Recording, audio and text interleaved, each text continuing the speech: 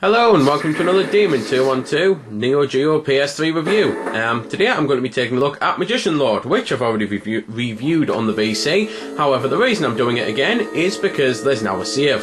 On the VC version there wasn't any, which meant you had to beat all 8 stages in one go, which for a lot of people just wasn't anywhere near good enough for them, because obviously it's a case of finding the time and then getting good enough. So this, for the NEO-GEO station, they've included a save. And it's something that was much needed, and it's something that is there now. I will prove it by simply loading a file in a minute. But anyway, the whole point of the game is side-scrolling action-adventure type thing. You can just basically shoot your enemies, well, to kill them, and, well, up, down, left and right is all you've got. There's energy bars in the bottom left corner, and in the bottom right corner you've got your power bar. For some reason, even though I've already adjusted the screen, I've just noticed it's kind of cut off. It's something quite annoying with the NEO-GEO station. I seem to have to adjust the screen every time I play. So anyway, the top right corner you've got your orbs, which are your circle things, and that's basically where your powers lie, because throughout the game you can collect different things, different coloured orbs, and they give you different creatures. There's 6 overall. There's things like dragons, ninjas, stuff like that, and the whole point is you've got blue energy in the bottom left. Whenever you get an animal, you get pink energy as well. As soon as you run out of pink energy, then you turn back into, well, regular magician, and this is one of these orbs here. So depending on, well, what combination you've got, depends on obviously which animal, creature thingy you get, and it depends on which skill you've got. So it's just a case of sometimes collecting them and not collecting them. It depends on what you'd like, because if you're good enough at this game, which I honestly am not, then you can get up to getting to the ninja with this beast, but I've never managed to do so in a long time, so it's usually a case of I just take the ninja. But in all honesty, I prefer this thing, because while the ninja's got a long range fire, this is just more powerful and blasts pretty much everything in sight. So to be fair, better for ground units, not as good for boss units, which is where the save file comes in. That's why I've mentioned the boss now, because that's where I've saved up to, so I can at least show boss off.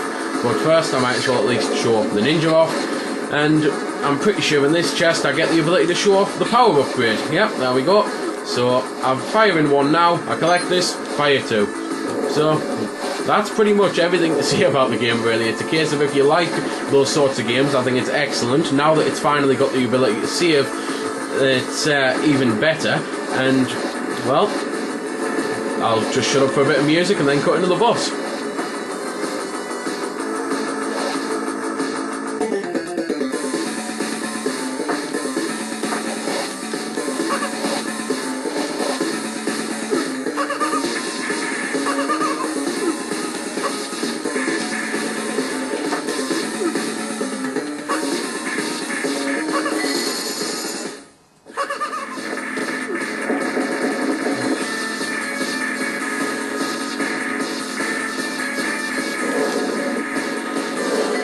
So that was a bit of the music, and to be fair, some footage of the sub-boss first, because while he looked like the boss, that little skeleton lizardy type dude, this is actually the boss of the level. And it's one of those, really, and I know I keep saying it's one of those a lot. It's something I'm annoying myself with, but it's a case of each level's a decent length, but the game is so difficult, that's why it was hard beating it without a save. And yeah, it makes it easier, but it also makes it better for today's lifestyle, where not a lot of people have the time to just sit and play on a game for hour after hour, getting good enough to beat it in one sitting. And while I like hard games, this still does have that challenge. It's just the save allows you to play it in different, well, spots, really. Obviously, you don't, as I said, don't have to play it in one sitting. You can play it like at one level of D or something. So that's pretty much everything there is to say about the game. Graphically, as you can see, it's pretty decent. Obviously, being a NEO-GEO port, they've not exactly upgraded anything, which is good. It's the way I prefer it. So that's that then. So there we go then. That's been the review. I hope you've enjoyed it, or at least found it helpful. You might have noticed I didn't score the game. Well, that's because it's a matter of personal opinion, and yours may very well differ from my own. I'm just here to show you a bit about the game. If you like it or not, well, that's up to you. If you don't like it, or you do like it, feel free to comment. Also, if I haven't answered any of your questions that you may have had, I might have forgot something, or it might just be something obscure. Again, feel free to comment, ask, always willing to help out. Otherwise, if you don't like commenting on YouTube, head over to www.vc-forums.com.